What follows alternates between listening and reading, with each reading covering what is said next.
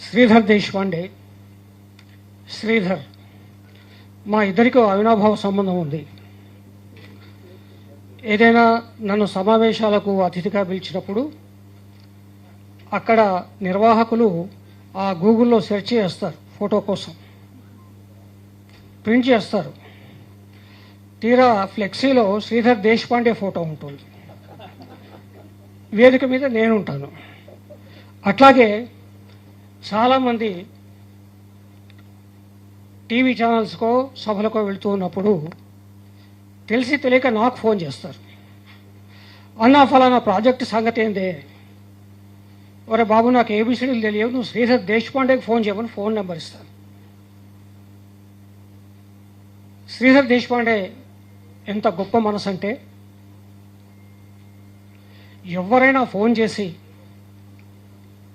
జలవనరులకు సంబంధించిన సందేహం కానీ, ప్రశ్న కానీ, విమర్శ కానీ ఏదున్నా కానీ చాలా సావధానంగా చెప్తారు ఆయన.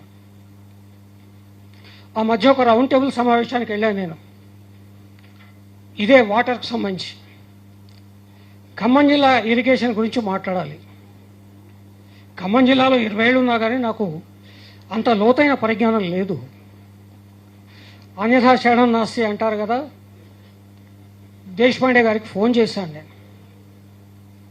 ఓ 10-15 నిమిషాలు చిన్న పిల్లాడికి అరటిపండు ఊల్చి తినిపించినంత సులభంగా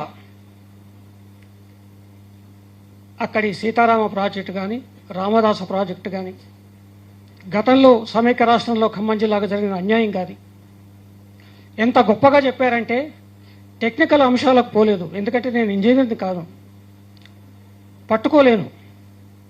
సులభంగా చెప్పగలిగే విధంగా చెప్పారు ఆయన. ఇలా విద్యాసాగర్ రావు గారు గతించిన తర్వాత అయ్యో ఎట్లా అనుకున్నాం మనమంతా. కానీ ఆయన పోతూ పోతూ మనకు ఒక శ్రీధర్రావు దేశపాండేని అప్పగించిపోయారు ఆయన. మనం ధైర్యంగా ఉండవచ్చు, కొట్లాడవచ్చు, నిలదీయవచ్చు, ప్రశ్నించవచ్చు. జయశంకర్ సార్ బతికినంత కాలం మాట అంటూ ఉండేవారు, రాష్ట్రం రాగానే సరిపోదు, రాష్ట్రం వచ్చిన తర్వాత కూడా కుట్రలు కొనసాగుతాయి, జాగ్రత్తగా ఉండాలని. అది ఇప్పుడు అనుభవంలోకి వస్తుంది మనకి. అవతలి శత్రువుల కంటే అంతర్గత శత్రువులే ఇవాళ తెలంగాణను ఆగం చేయాలని చూస్తున్నారు. ఉద్యమ సమయంలో తెలంగాణ వ్యతిరేక శక్తులు తరచుగా అంటూ ఉండేవాళ్ళు, తెలంగాణ ఒక విఫల రాష్ట్రంగా ఉంటుంది అని.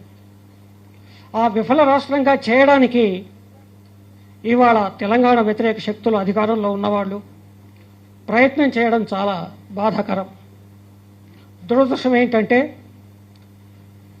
హుజూర్ నగర్కి చుట్టుపక్కల ఉన్న చెరువులు, కుంటలు, వాగులు తెలియని ఉత్తమ్ కుమార్ రెడ్డి గారు ఇవాళ జలవనరుల శాఖ మంత్రిగా ఉన్నారు. శ్రీశైలం తెలంగాణలో లేదని తెలియని రేవంత్ రెడ్డి గారు మరొక ముఖ్యమంత్రిగా ఉన్నారు. ఒక భౌగోళిక పరిజ్ఞానం లేనప్పుడు వాగేంటి, వంకేంటి, నదేంటి, చెరువేంటి, ప్రాజెక్ట్ ఏంటి, అన్యాయం ఏంటి, లోతైన విశ్లేషణ పరిజ్ఞానం లేకపోతే పాలకులైతే వాళ్ళు ఇవాళ ఎట్లా ఉంటుందో అట్లాగే ఉంటుంది. ఈ 2 పుస్తకాలు ఇవి భగవద్గీత లాంటివి.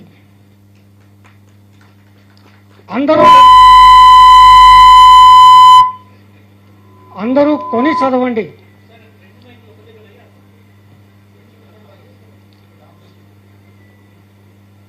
కొంత కష్టమే, ఇరిగేషన్ సంబంధించి కానీ, ఎలక్ట్రిసిటీకి సంబంధించి కానీ ఆయువు పట్టుకోవడం కొంత కష్టమే. కానీ మనలాంటి వాళ్ళకి లోతుగా మనం వెళ్ళి అధ్యయనం చేస్తే తప్పకుండా మన వ్యతిరేక శక్తులు చేస్తున్న కుట్రలను ఎక్కడికక్కడ ఛేదించే ఒక ఆయుధం మన చేతికి వస్తుంది. ఈ 2 పుస్తకాలు, వాటిని ప్రచురించిన తెలంగాణ వికాస్ సమితి, ప్రోత్సహించిన హరీష్ రావు గారు, నిరంజన్ రెడ్డి గారు, శ్రేయోభిలాషులు చాలామంది, అందరికీ మరొకసారి ధన్యవాదాలు తెలియజేస్తూ, ఈ అవకాశం ఇచ్చిన అధ్యక్షుల వారికి ధన్యవాదాలు తెలియజేస్తూ సెలవు తీసుకుంటున్నాను.